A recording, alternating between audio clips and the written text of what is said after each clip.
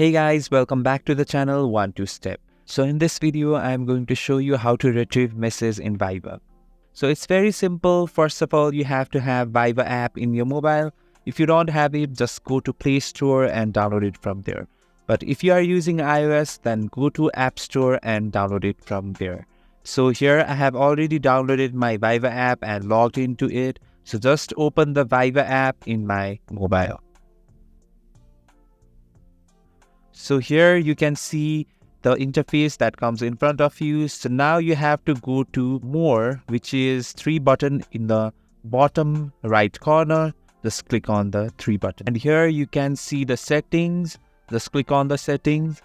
And in the top you can see account. Click on the account.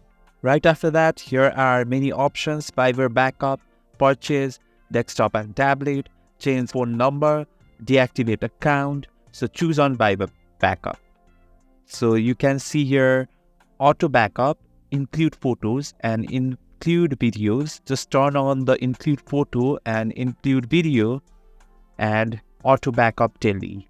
So your data is being backupped.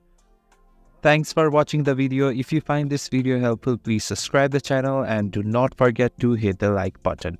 Thank you.